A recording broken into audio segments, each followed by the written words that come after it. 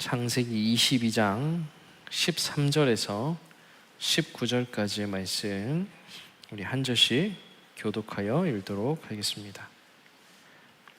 아브라함이 눈을 들어 살펴본즉 한 순양이 뒤에 있는데 뿔이 수풀에 걸려 있는지라. 아브라함이 가서 그 순양을 가져다가 아들을 대신하여 번제로 드렸더라.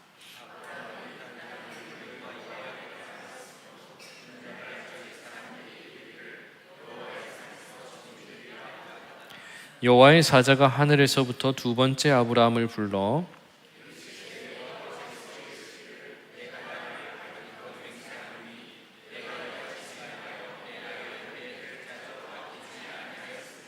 내가 내게 큰 복을 주고 내 씨가 크게 번성하여 하늘의 별과 같고 바닷가의 모래와 같게 하리니 내 씨가 그 대적의 성문을 차지하리라.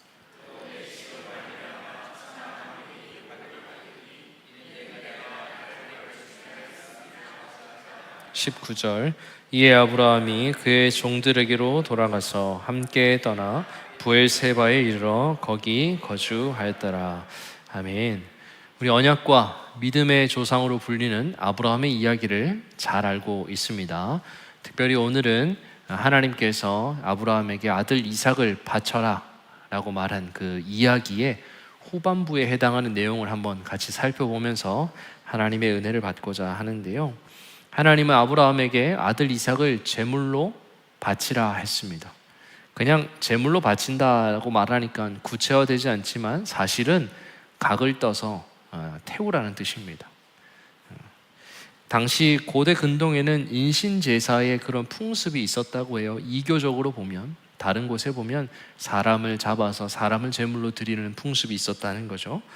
그러나 하나님은 사람을 제물로 받는 그런 분이 아니십니다. 하나님이 아들을 바치라고 명령한 것은 아브라함의 믿음을 시험하신 겁니다. 중요한 것이 또 있는데 단순히 하나님이 아브라함을 시험하신 것이 아니라 이 시험은 아브라함을 무너뜨리기 위한 시험은 아니었습니다. 하나님은 아브라함의 믿음의 성숙함을 그 정도를 알고 계셨어요. 하나님은 아브라함이 자신의 아들을 주저없이 하나님께 드릴 것을 미리 알았다고 보는 것도 바른 해석 중에 하나입니다.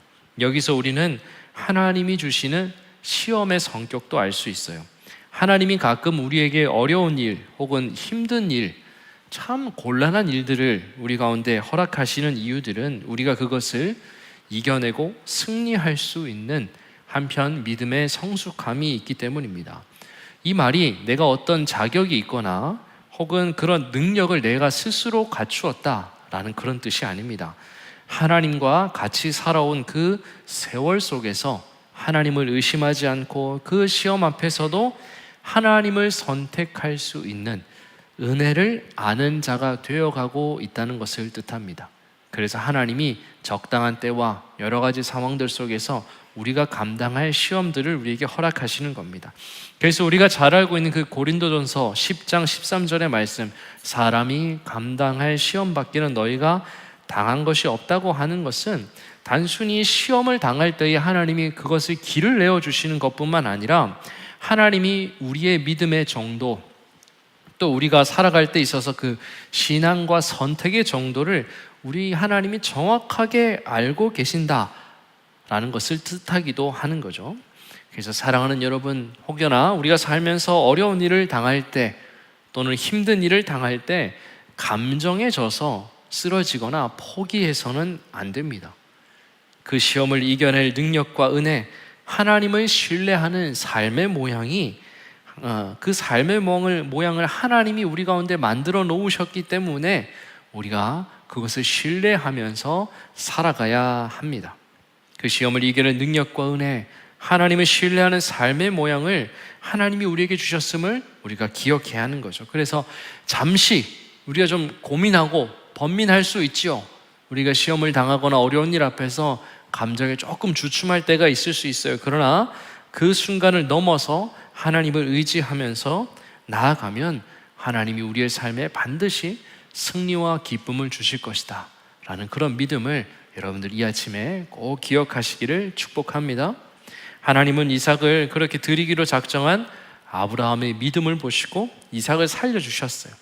또한 그와 맺은 언약을 새롭게 하셨습니다. 하나님은 아브라함에게 너의 후손이 저 보는 하늘의 별과 같이 바다의 모래처럼 많게 되어서 너의 후손이 대적의 성문을 차지하고 승리하게 될 것이다 라고 17절로 말씀하셨는데, 다시 같이 읽어보겠습니다. 시작. 내가 내게 큰 복을 주고 내 씨가 크게 번성하여 하늘의 별과 같고 바닷가의 모래와 같게 하리니 내 씨가 그 대적의 성문을 차지하리라. 하나님의 이 약속, 별처럼 바다의 모래처럼 너희 후손이 많아질 것이다 라고 말한 그 언약을 하나님은 이루셨어요.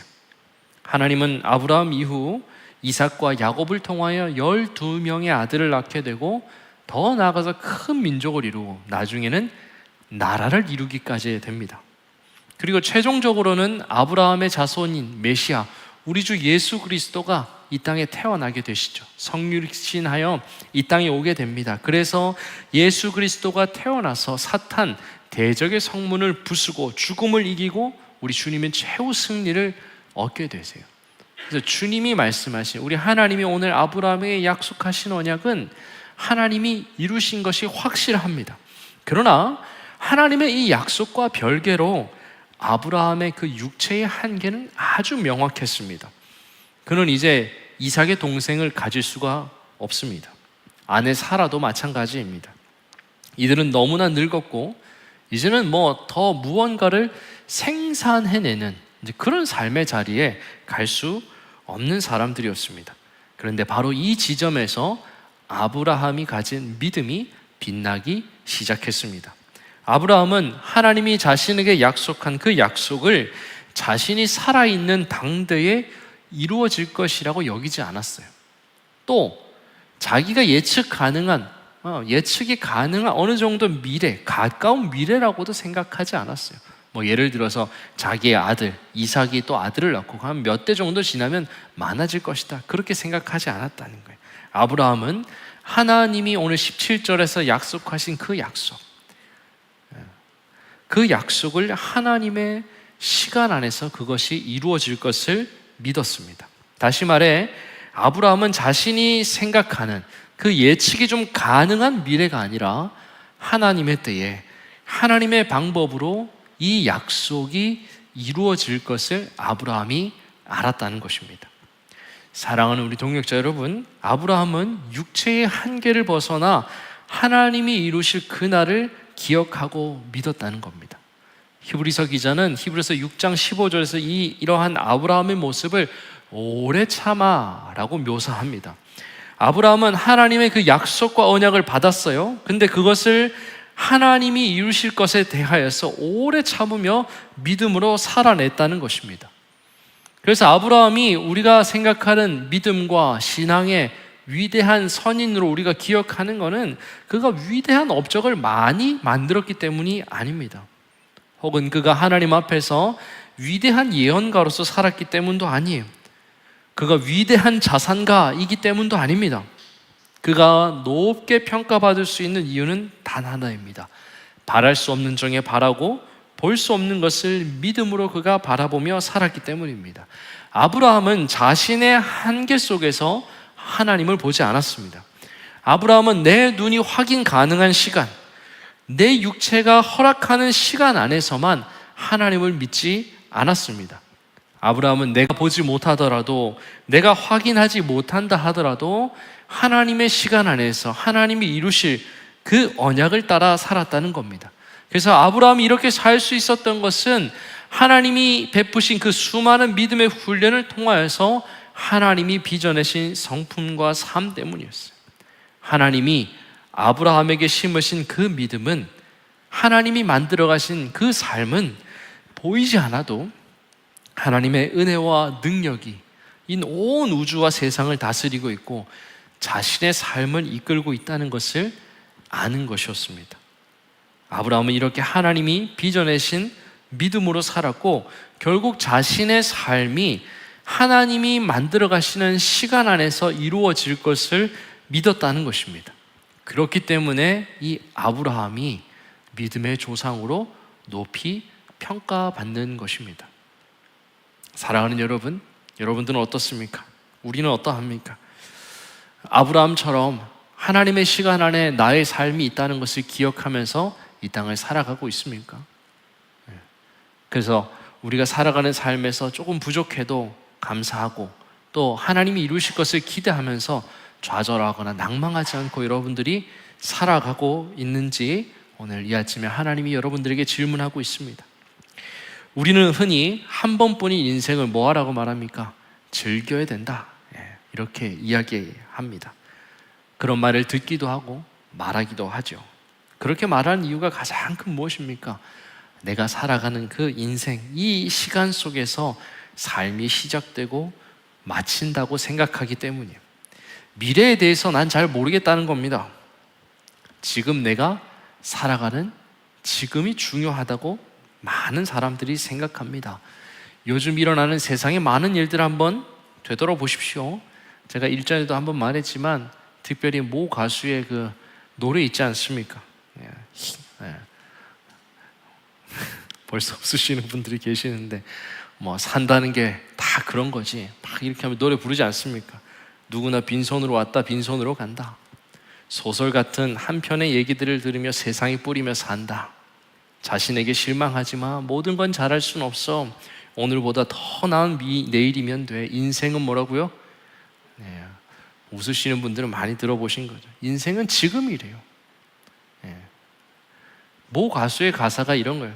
현란한 음악, 막 박자 그런 것 때문에 인기 있는 게 아니에요. 사실은 거기 안에 담겨있는 가사가 보여주는 의미가 사람들에게 깊은 공감을 불러오기 때문에. 무슨 공감을 불러옵니까? 현재를 중심으로 하는 삶. 이런 보통의 사람들의 생각을 이 대중가요가 긁어주니까 너무나도 인기가 있는 거예요. 그래서 지금 우리가 살아가는 대부분의 삶의 사람들은 내가 살아서 죽는 시간까지 그 시간 안에서 지금 나에게 집중하며 사는 것을 가장 중요하게 생각해요. 또 다른 예가 하나 있죠. 욜로라는 말이 있습니다. 이거는 인생은 한 번뿐이다 라는 뭐 그런 영어의 줄임말인데 아마 들어보셨을 거예요. 처음에는 한 번뿐인 인생 가운데 후회하지 말고 새로운 경험과 도전을 하면서 살아가라, 뭐 이렇게 버킷리스트처럼 이해가 됐는데, 이 말이 점차 대중화되면서 어떻게 사용되냐 하면 한 번 사는 인생인데 하고 싶은 거 하고 살자는 거예요. 미래를 위해 희생하는 것보다 지금 내가 행복해야 한다는 거예요. 그러니 지금 즐기고 살자는 겁니다. 더 나아가서 지금 저와 여러분들이 겪는 이 수많은 기후변화, 이거 왜 일어나고 있는 겁니까? 사람들이 자기 중심성, 자기의 시간 안에 시대에 갇혀서 살아가는 인간의 모습의 결과입니다. 미래를 생각하지 않고 열심히 뭔가를 낭비하며 사는 삶, 다 그런 것들이 우리가 지금 받고 있는 거예요. 그러니 기후변화가 그냥 뭐 환경오염의 결과다? 그렇지 않습니다. 성도들은 그렇게 보지 않아요. 환경오염의 그 근원에는 또 뭐가 있습니까? 한 사람 한 사람이 지금 내가 살아가는 시대에서 뭔가를 다 만족하고 누리고 살고 싶어서 최대한 그런 것들을 다 활용하면서 살아낸 결과가 지금 저와 여러분들이 겪고 있는 기후변화의 모습이라는 거죠. 그래서 바닷가에서 미세 플라스틱을 먹으면서 죽음을 향해 자라가는 물고기가 바로 저와 여러분들의 하나의 자화상이 되기도 합니다. 이런 모든 일들의 기초가 무엇입니까? 내가 살아있는 동안 모든 것을 이루고 살아야 한다, 누리고 살아야 한다라는 가치 때문이에요. 이러한 자기중심성이 한 인격을 미래와 단절시키고 다른 이들로부터 또 스스로를 고립해서 오직 내가 살아가는 동안 다 이루어야 된다라는 그런 집착을 불러옵니다. 이러한 모습은 성도들뿐만 아니라 현대를 살아가고 있는 삶의 모든 사람들이 앓고 있는 불치병과 같아요. 성도들의 삶도 별반 다르지 않습니다. 연약한 우리들도 지금 내가 살아가는 동안을 아주 중요하게 생각합니다. 이처럼 내가 살다가 죽기까지의 그 시간 안에 뭔가를 이루어내고 확장해 보려고 하니까 뭐가 생깁니까? 문제가 생기는 거죠.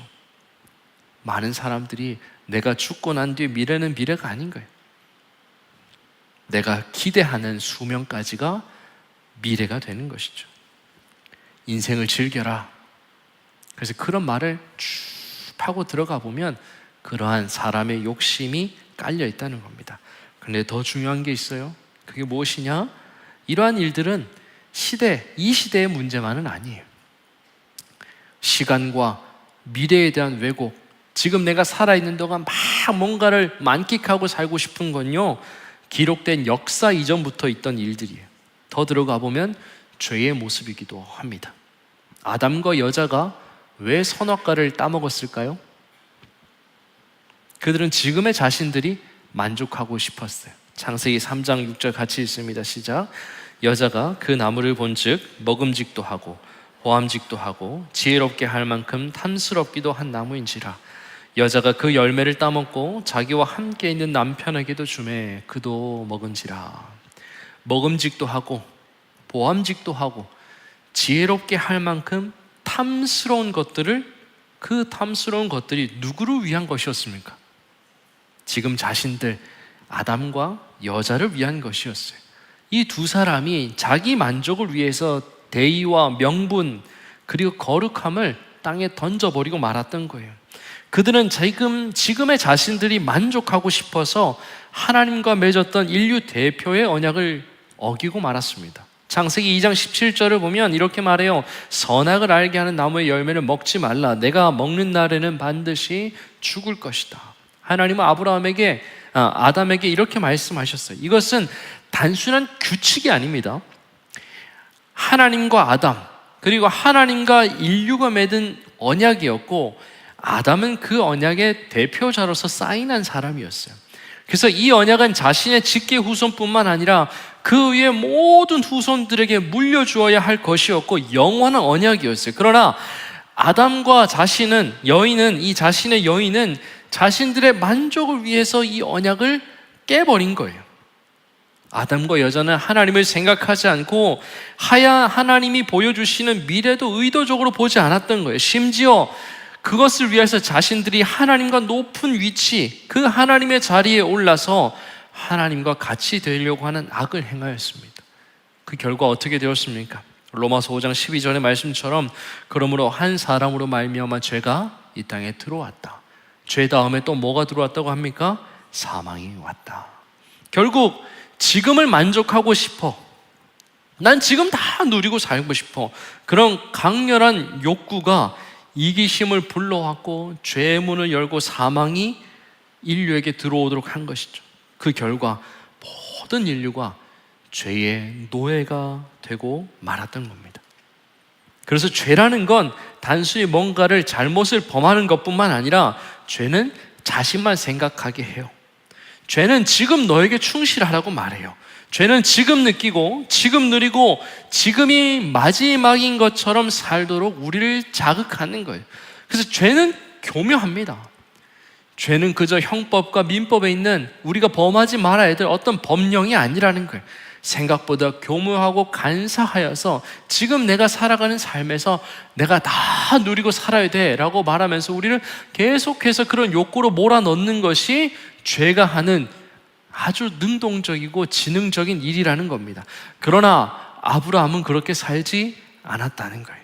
비록 그가 연약하고 부족하여서 많은 어려움과 고초를 겪었지만 그가 하나님과 더불어 살면서 배운 것이 하나 있어요. 바로 너가 살아가는 동안 이루며 살려고 하는 것은 하나님의 뜻이 아니라는 거예요. 아브라함은 집착하고 오늘 움켜진 그 많은 것들을 하나님을 위해 내려놓아야 한다는 것을 배웠어요. 이것을 진정으로 깨닫게 된 것이 오늘 사건이라는 거예요. 아들 이삭을 하나님께 드리라는 그 사건을 통하여 그가 확실하게 깨달았던 거죠.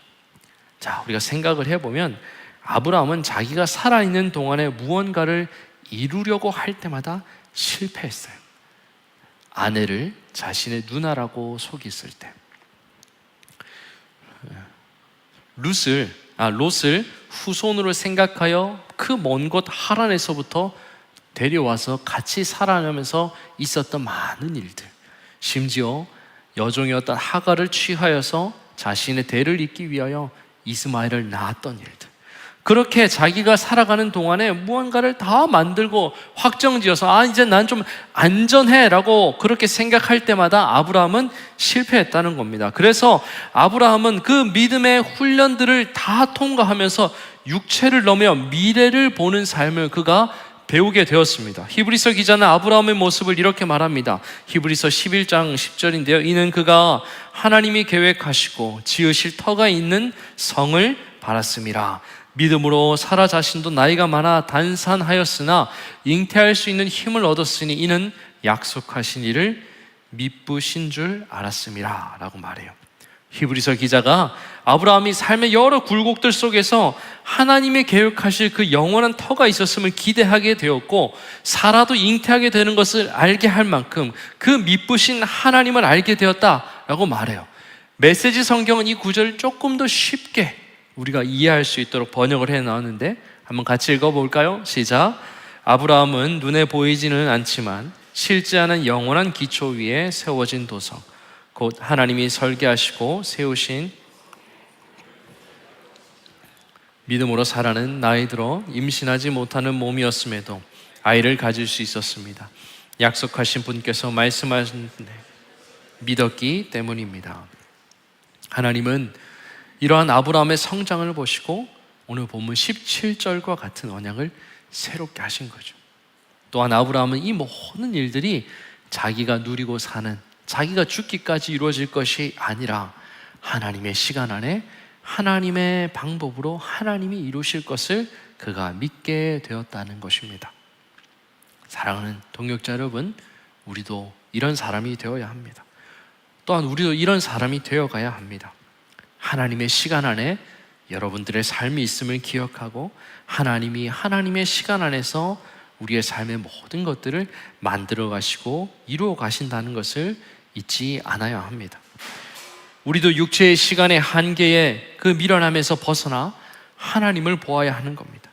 우리가 언제까지 육체에 갇혀서 이 썩어질 것, 땅의 것들을 탐험하며 살아야 하겠습니까? 이 땅의 것들이 너무나도 강렬해서 우리의 중심에 흔들릴 때가 있습니다.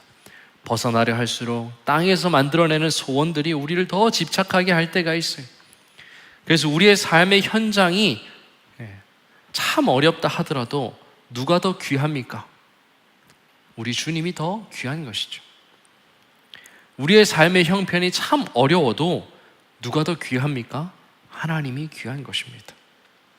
이렇게 말할 수 있겠죠. 목사님, 제가 뭘 그렇게 욕심을 냈다고 오늘 그렇게 말씀하십니까? 그런데 우리가 잘 생각해 보아야 합니다. 중요한 것은 여러분들이 땀을 흘리며 살아가는 그 현장 속에 하나님을 향한 경배와 하나님의 그 시간 안에서 하나님이 이루어 가실 것을 믿고 고백하는 삶의 현장을 가지고 있는가입니다. 최선을 다해 그 마친 하루 안에 우리의 힘든 육체 안에 무엇이 남아있느냐가 중요하다는 거예요. 열심히 살아낸 하루의 마침에 그 인생 앞에 후회, 질투, 비교만 남아있으면 그것은 부르심에 합당한 삶이 아니에요. 우리가 살아가는 삶의 현장에서 연약한 것, 어려운 것, 막힘, 어려움들이 등등등 있다 하더라도 그 하루의 마침 앞에서 하나님께 감사하고요, 우리가 참 어려운 일들이 있으면 그걸 위해서 간구하고요, 나와 우리의 삶이 하나님의 시간 안에 있음을 기억하면서 하루하루를 마칠 때마다 모든 영광을 하나님께 돌리는 삶을 살아야 하는 거예요. 열심히 일한 그 현장에서 하나님을 향한 시선, 그 시간이 있음을 기억하면서 주님 앞에 여러분들의 삶을 하나하나 다 맡기고 의뢰하는 삶을 살아야 된다는 겁니다. 근데 만약 그렇게 하지 않고 열심히 일해놓고서는 불만을 막 가지고 하루를 마무리하고, 열심히 살아내놓고 가족들 막 눈치 보게 하고 가족들한테 날카롭게 대하고, 그렇게 하면요, 그것은 하나님의 시간 안에 자기 인생이 있음을 모르는 것입니다. 내가 걸어왔고 앞으로도 걸어갈 모든 것들이 하나님 안에 있음을 기억하면서 내가 하루를 마칠 때까지는 걱정, 두려움, 어려움, 내일은 또 어떻게 해야 되나, 그런 것들에만 다 쌓여서 우리가 살아가면 안 된다는 겁니다. 사랑하는 여러분, 우리는 하나님의 시간 안에서 그저 바람처럼 스쳐가는 인생이에요. 나는 오고 가는 그 세대 속에서 하나의 쉼표에 불과합니다. 잠시 멈췄다가는 정거장에 불과한 거예요. 그래서 우리가 움켜쥔 것, 집착을 버리고 하나님의 큰 역사 시간 안에서 내가 할 수 있는 것, 맡겨진 일들을 잘 행하면서 청지기로 살아야 합니다. 그리고 그 최선이 매일매일의 시간 안에 드러나야 하는 것이고, 영원한 시간 안에서 일하시는 하나님의 능력과 은혜가 지금 내 삶에 있음을 붙들고 기억하면서 우리 하루의 삶을 살아가는 저와 여러분들 되시기를 간절히 축복합니다. 우리가 살아갈 때 그렇게 살아야 되는 거예요.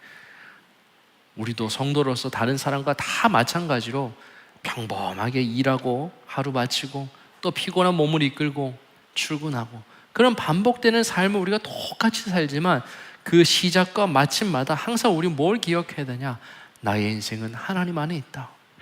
하나님의 시간 안에 하나님이 나를 만들어 가신다라는 그 위대한 시선, 아브라함이 가지고 있던 그 마음, 믿음을 가지면서도 이 땅에서 그 시선을 잃지 않고 욕심과 절망과 모든 다툼들을, 허영을 버리고 하나님을 바라보며 살아야 한다는 것입니다. 그렇게 살아오셨습니까?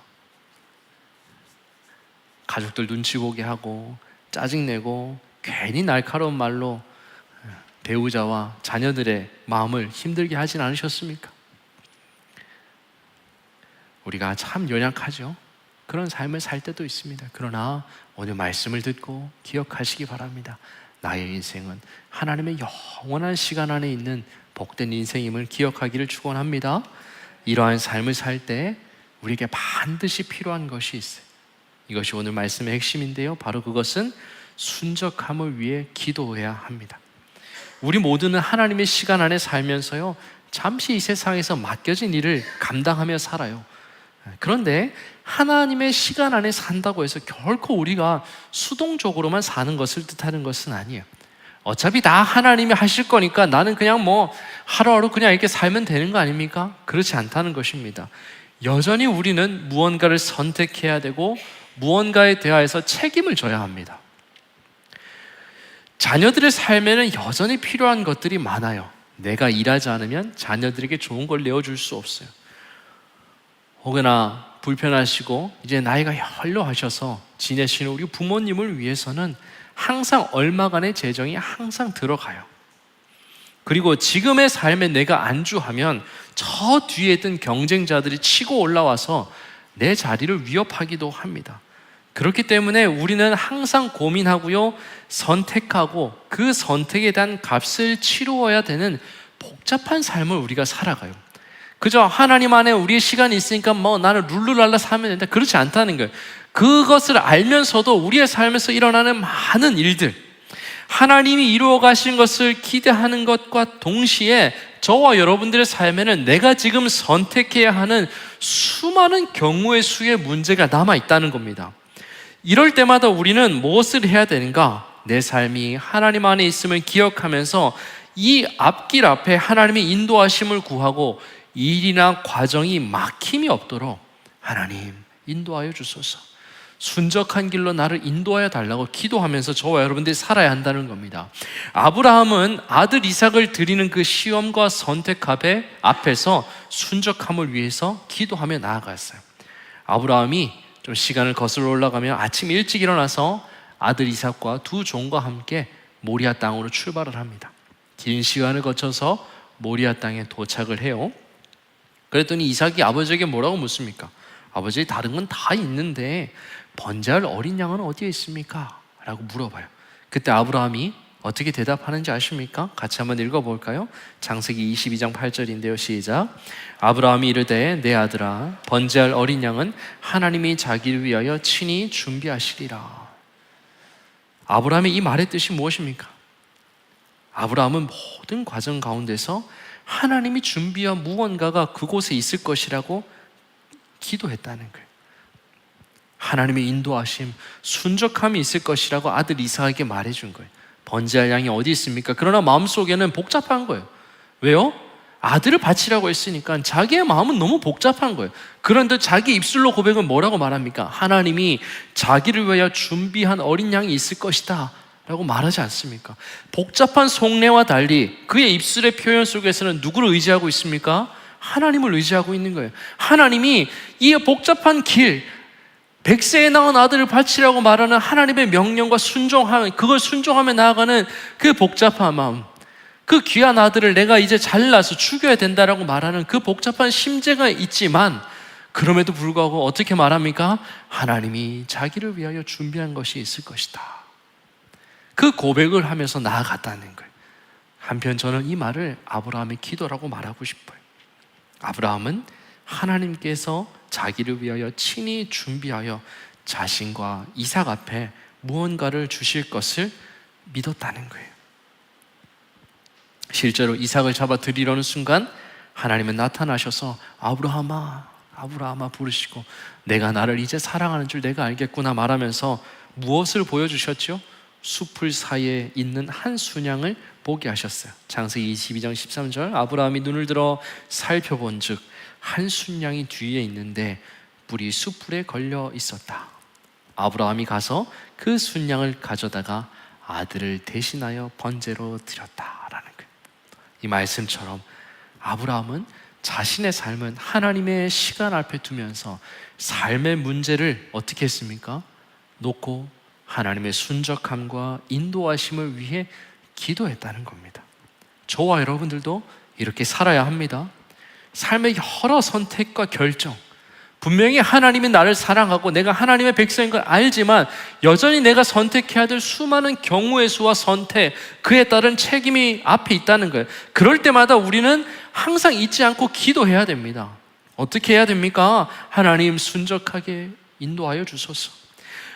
모든 일 가운데 하나님이 보여주시는 평안의 길을 주소서라고 기도해야 되는 거예요. 무엇보다 하나님의 법도와 정의와 의를 따르는 삶, 정말 하나님이 보여주시는 그 평탄하고 순적한 길을 내가 선택하며 살아가게 해달라라고 저와 여러분들이 기도하면서 하루하루를 살아야 하는 것입니다. 그것이 바로 내 삶이 하나님 안에 있음을 믿고 고백하면서 영원을 바라보며 사는 그 성도가 가지는 삶의 바른 태도라는 것입니다. 이제 제가 온 지 한 9개월이 되어 가는데요. 처음에 우리가 이렇게 공동회하고 했을 때 잘 안 됐잖아요. 그렇죠? 하나님의 뜻이 있었겠죠. 그러나 내부 사정을 모르기 때문에 저 멀리 부천 중동 1192-1번지에서 주일날 굉장히 낙심이 컸습니다. 분명히 하나님이 보여주신 사인이 있었는데 그 사인은 어떻게 된 것인가? 그래서 기도했어요. 저희 아내하고 하나님이 길이 아닌가 보다. 그때 제가 기도한 기도가 무엇이냐? 바로 순적함이었어요. 하나님 평안한 인도의 길이 있겠지. 그 길을 가자. 사람이 억지로 만들어서 이렇게 만들어서 가는 건 하나님의 길이 아니다 라는 생각을 했죠. 아니구나. 그래서 어떻게 했냐? 마음을 이제 접고 다른 길을 위해서 하나님 앞에 기도했어요. 그리고 몇 개월이 지나고 이제 8월, 9월이 됐던 것 같아요. 그때도 전화가 왔어요. 장로님께 전화가 와서 목사님 그때 이런 일이 있었습니다. 이렇게 됐고요. 또 이렇게 하려고 합니다. 어떻게 하시겠습니까? 했을 때 제가 장로님에게 대답한 게 있어요. 하나님의 뜻이 거기에 또 있을 수도 있으니 순종하겠습니다. 인간적인 마음은 어땠을까요? 또 안 되면 이제 어디 가서 명함도 못 내미는데 그런 마음이 있어요. 사람의 마음으로 좀 또 안 되면 또 이제는 정말 제 마음의 표현입니다. 이제 어디 가서도 창피해서 얼굴을 못 들겠구나. 그런 생각을 했죠. 한 목회자를 2번 그렇게 하는 경우는 잘 없어요. 한 번 안 되면 그냥 끝이에요. 그런데 그때 제가 가졌던 중요한 마음 중에 하나가 무엇이었냐? 하나님이 인도하시는 길은 반드시 평안과 안식과 순적함이 있을 것이다 라는 거예요. 그 믿음을 가지고 한 거예요. 교회가 그렇게 결정하고 하는 일에 얼마나 많은 과정들이 있었겠어요. 그걸 믿고 또 하나님의 뜻이 성도들을 통하여 드러날 것을 내가 믿으니 그렇습니다. 그러면 내가 앞으로 마주할 창피함, 좀 뭐라 그럴까요? 불편한 마음들, 그런 건 중요한 게 아니잖아요. 그렇죠? 목회자가 사는데 그런 거 갖고 살 수는 없잖아요. 그래서 어떻게 했냐? 그래, 알겠습니다. 순종하겠습니다. 한번 해보겠습니다. 라고 대답했던 저의 그 삶이 있습니다.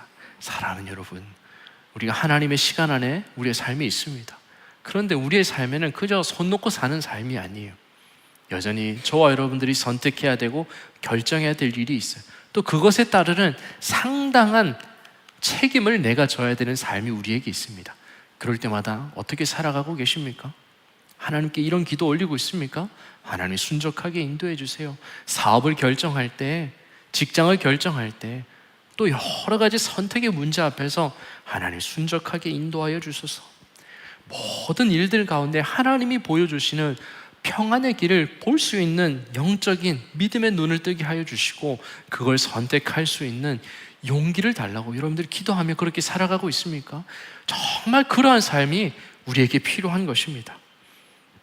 그래서 바라기는 우리 성도님들의 인생이 하나님의 시간 안에 있음을 잊지 않기를 축복합니다. 절망하지 마십시오. 좌절하지 마십시오. 그냥 다 떨어뜨려 놓고 그저 숨이 붙어 있으니까 산다, 그렇게 생각하지 말고 하나님의 내 삶이 있음을 기억하면서 오늘도 힘차게 주님 앞에 살아가시기를 바랍니다. 그렇게 살아가는 동안에 우리가 당해야 되는 많은 일들, 선택해야 되는 그런 많은 일들 앞에 내가 책임져야 되는 그런 수많은 부담감이 있더라도 그 부담감 하나님께 내어놓고 하나님께 기도하십시오. 순적하게 인도해 달라고. 집에서 기도하고도 안 되면 새벽에 오면 되잖아요. 이제 금요기도 하니까 금요기도 와도 되고. 기도하십시오. 말씀과 기도 외에는 하나님의 능력이 드러나지 않습니다. 그래서 여러분들 그러한 삶을 살아가시기를 축복합니다. 이 두 가지의 열쇠, 믿음과 소망의 삶의 문을 여는 그 두 가지의 열쇠, 하나님의 시간 안에 하나님께 순적함을 위해서 기도하는 이 두 가지의 삶의 모습을 여러분들이 잘 가지고 살아가게 되시기를 축복합니다. 말씀을 맺습니다. 바다를 항해하는 선장은 목적지 전체를 한눈에 보면서 가지 않습니다. 선장은 모든 항로를 기억하지만 등대와 자기가 가지고 있는 장비, 항해 장비를 보면서 지금 내가 가야 할 방향을 선택합니다. 오늘 어디까지 갈 수 있을지는 알 수 없어도 내가 지금 어느 방향으로 가는지는 확인하면서 그가 간다는 겁니다. 우리의 인생도 그렇습니다. 우리는 하나님의 시간 안에서 전체를 볼 수 없습니다. 우리의 가족의 10년 뒤, 교회의 20년 뒤도 우리는 볼 수 없습니다. 내 인생 앞에 어떤 일이 놓여 있을지도 우리는 알 수 없어요. 그러나 누구는 알고 계십니까? 하나님은 알고 계시는 거예요. 그러므로 믿음의 사람은 하나님, 제 인생의 마지막까지 좀 다 보여주세요 라고 그렇게 기도하지 않습니다. 오히려 하나님, 지금 제가 가야 할 길을 좀 보여주십시오. 오늘 제가 선택하며 살아갈 때 그 선택이 하나님의 뜻에 따라 선택할 수 있도록 순적하고 아름다운 길을 나에게 보여달라고 기도하는 사람이 바로 건강한 성도의 모습이라는 것입니다. 그리고 그 한 걸음 한 걸음을 하나님과 동행하며 살아가는 것입니다. 사랑하는 우리 동역자 여러분, 하나님의 시간 안에 살아가시기를 바랍니다. 그리고 그 시간 안에서 하나님이 보여주시는 정직하고 바른 길, 억지로 살아가는 게 아니라 하나님이 인도하시는 순적한 길이 있음을 기억하면서 이렇게 기도하며 살아가는 저와 여러분들 되시기를 주님의 이름으로 간절히 축복합니다. 기도하겠습니다. 하나님, 우리의 삶이 참 연약합니다. 사람은 부족하여서 여전히 내 시선과 내 삶의 시간 안에 갇혀서 우리가 살아갑니다. 그러나 오늘 하나님 주신 말씀처럼 우리의 삶의 눈을 열어, 우리의 시간의 눈을 열어 우리의 삶이 하나님의 시간 안에 있음을 기억하며 오늘도 선택하는 수많은 삶 앞에 하나님 앞에 기도하며 하나님의 능력을 구하며 하나님의 인도하심을 바라보는 우리 모든 주의 성도들이 되게 하여 주시옵소서. 감사드리며 예수님의 이름으로 기도드렸습니다. 아멘.